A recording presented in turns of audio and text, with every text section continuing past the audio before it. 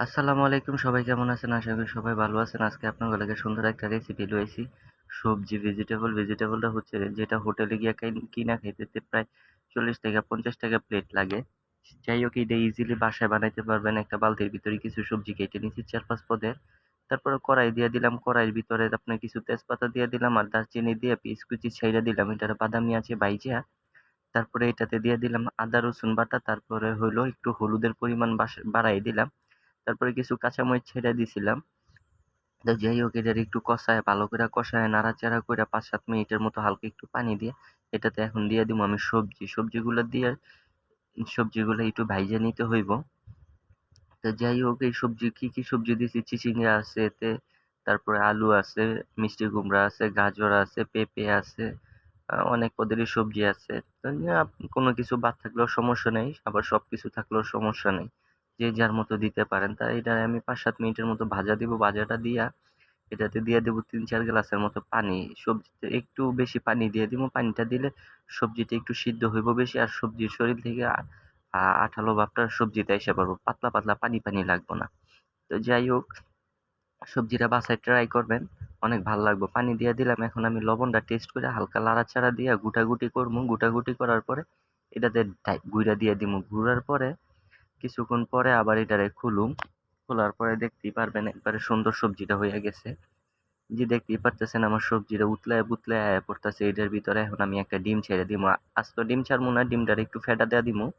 ডিমটারে ফেটাতে দিলে সব জায়গায় সবজির যাইবো, চইলা ফিরা যাইবোগা। দেখতেই পারতেছেন আমি ডিমটা নাড়াচাড়া কইরা গুইটা মুইটা দিয়ে দিছি। তো আপনারা এমনি কইরা দিয়া দিবেন। ডিম কেউ ২ টা দিলেও সমস্যা নাই, ৪ টা দিলেও সমস্যা নাই, ৬ টা দিলেও সমস্যা নাই। যার যেমন লাগে দিয়ে দিবেন।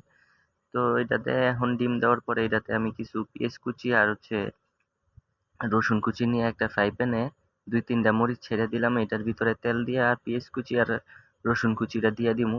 দিয়া বেরেস্তা বানায় নিমু। বেরেস্তা হইয়া গেলে এটাতে ভিতরে পাঁচফোড়নটা ছাইড়া দিমু আমি।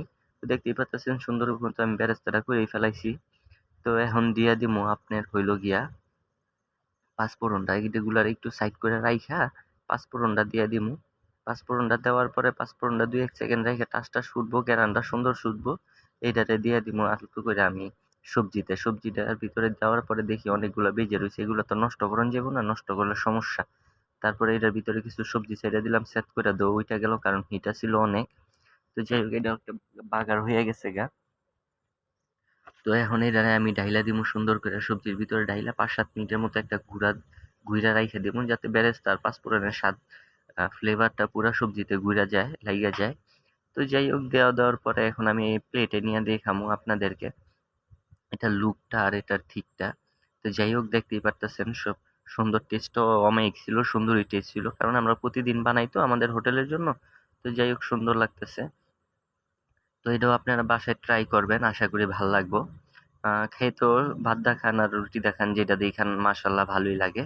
এটা কিনা খাইতে গেলে প্রায় ৳৫০-৬০ লাগবো। যাই হোক, আজকে এই পর্যন্তই। সবাই ভালো থাকবেন আর আমার চ্যানেলটাকে সাবস্ক্রাইব করে দিবেন আপনাদের যাতে আমি নতুন ভিডিও দিতে পারি।